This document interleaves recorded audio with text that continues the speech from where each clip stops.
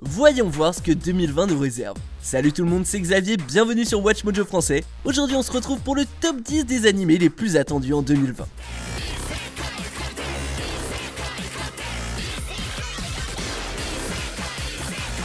Pour cette liste, on va passer en revue les animés qui vont sortir cette année en basant notre classement sur la hype qui les entoure. Sont éligibles à la fois les nouvelles propriétés, les suites et les films. Cela dit, gardez en tête que je ne parlerai que des animés qui ont une date de sortie confirmée. Donc vous ne trouverez pas ici les deuxièmes saisons de Re:Zero ou de The Rising of the Shield Hero. Tout le monde est prêt? Alors c'est parti. Numéro 10, Uzumaki.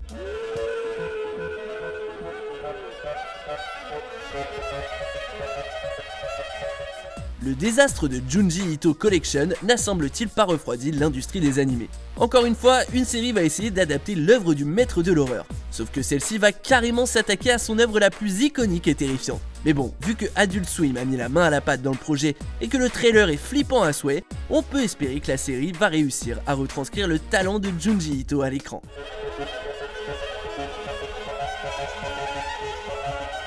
Numéro 9, Made in Abyss Fukaki Tamashi no Reimei. Faut croire que c'est la mode de faire une suite sous forme de long métrage, même pour cette série adulée. Maintenant qu'on en sait plus sur le passé éprouvant de Nanachi et Mitty, notre trio d'explorateurs va se plonger encore plus dans les tréfonds de la maudite Abyss. Au bout du voyage, un clash inéluctable avec Bondrewd, l'affreux scientifique.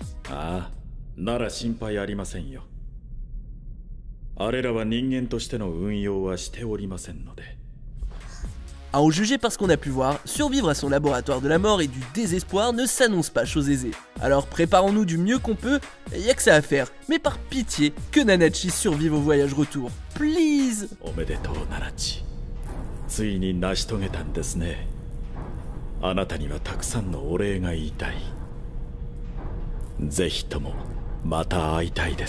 Numéro 8, My Teen Romantic Comedy Snafu saison 3.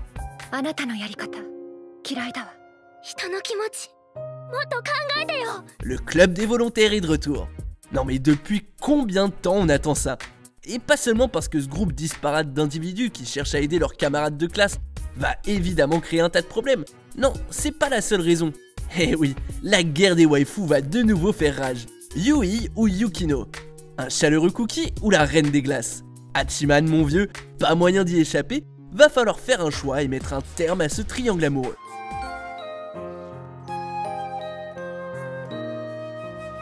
Numéro 7, Doro et Doro.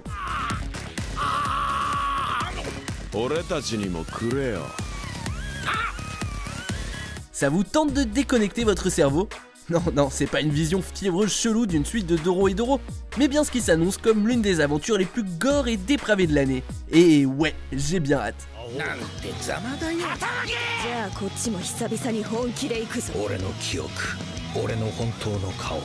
Ça se déroule dans une réalité sans foi ni loi connue sous le nom de Hall, le trou quoi, où les utilisateurs de magie mutilent et estropient les citoyens innocents sur un coup de tête.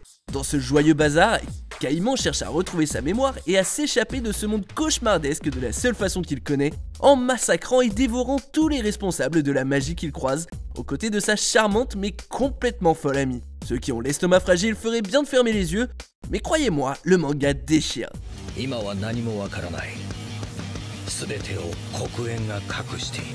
Numéro 6, Moi quand je me réincarne en slime, saison 2.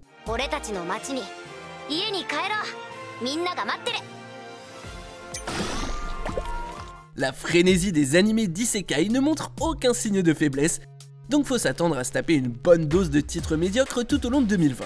Heureusement, il y a un bon côté gélatineux. Après leur début triomphal, Limul et sa bande de potes archi-puissants sont de retour, et on peut s'attendre à voir le tas de gelée grandir et acquérir encore plus de force, soit en absorbant ses ennemis, soit en faisant ses poteaux. Et étant donné que dans le teaser, il se trimballe avec un manteau noir reconnaissable, je dirais que ce n'est qu'une question de temps avant que le slime ne rentre en contact avec l'affreuse créature du nom de Diablo.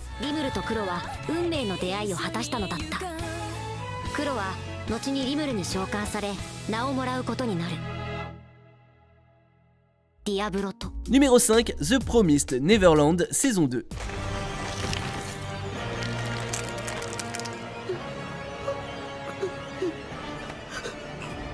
L'orphelinat qu'ils considéraient comme leur foyer est en fait un abattoir. Ceux qui prétendaient les aimer les élever dans le secret pour les jeter en pâture aux monstres à l'extérieur. Désormais, Emma et la plupart des gamins de Gracefield House se sont échappés dans le vrai monde, et tout comme eux, on n'a aucune idée de ce qui les attend de l'autre côté, loin des seigneurs démoniaques qui meurent d'envie de les bouffer. Ces derniers auront du mal à attraper quelqu'un d'aussi rusé et déterminé qu'Emma.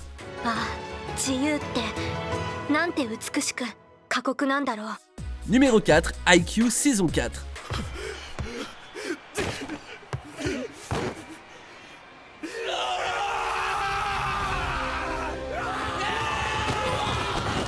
L'équipe de volley du lycée Karasuno va de nouveau prendre son envol et cette fois, ils visent les sommets. Après leur victoire contre Shiratorizawa, on dirait bien qu'Hinata et la bande vont devoir s'attaquer aux phases qualificatives du tournoi national. Ce qui veut dire qu'ils vont rencontrer un paquet de nouveaux adversaires très forts sur leur route.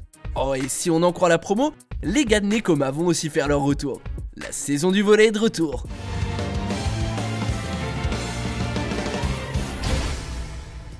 Numéro 3, Demon Slayer, le train de l'infini.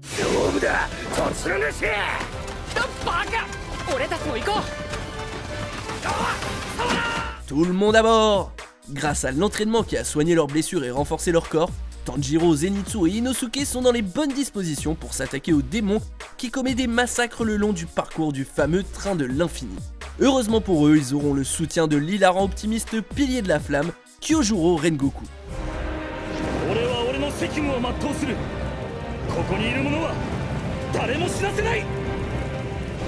Alors au début c'est vrai, c'était un peu crispant de voir que l'une des nouvelles franchises les plus adulées se voyait déjà avoir un film qui sert de suite de saison 2 quoi. Mais en fait, y a de quoi être impatient. Bah oui, pensez-y, l'arc est facilement adaptable en film sans pour autant zapper des éléments clés. Et en plus, le film en question est fait par les mains douées du studio Ufotable. Si vous avez vu Evansville, vous savez de quel genre de qualité je parle.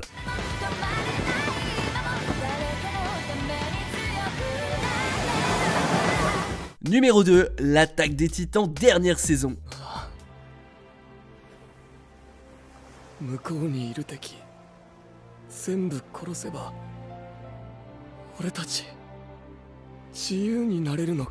Toute bonne chose a une fin, même Shingeki no Kyojin. Oui oui. Alors qu'Eren et les autres ont fait du chemin dans leur baston contre le titan bestial et les conspirations d'au-delà des murs, cette dernière saison devrait les emmener loin de chez eux dans un tout nouveau monde de carnage. Malgré les progrès du bataillon d'exploration, la montée au pouvoir d'Historia et le fait qu'ils aient carrément réussi à aller jusqu'à l'océan, la présentation d'une ellipse et le changement émotionnel très soudain d'Eren promettent un nouvel enfer à nos personnages adorés. C'est l'heure de finir en fanfare. Avant de dévoiler notre vainqueur, voici quelques mentions honorables.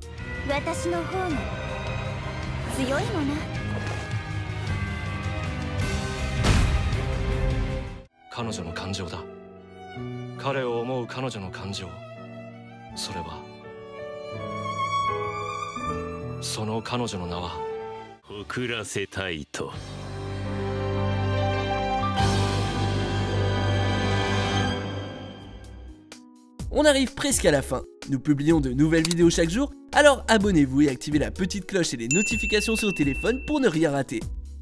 Numéro 3, Evangelion 3.0 plus 1.0.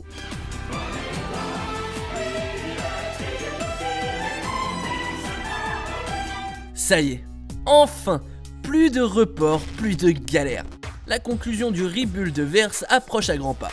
Dans ce qui devrait être un éloignement solennel des deux précédentes conclusions de la franchise Evangelion, parce que ouais, c'est comme ça que fonctionne Hideaki Anno, Shinji et le reste de l'humanité qui a survécu vont se retrouver confrontés à la fin des temps, alors que les anges occupent toujours la Terre. Est-ce que Shinji va enfin s'envoyer en l'air? C'est quoi le délire avec cette unité Eva hybride et où est-ce que je peux en avoir une? Quoi qu'il en soit, j'ai bien hâte de voir quel twist calamiteux ils vont sortir de leur chapeau cette fois. Lequel de ces animés attendez-vous avec le plus d'impatience? Dites-le moi en commentaire et checkez cette autre super vidéo de WatchMojo français.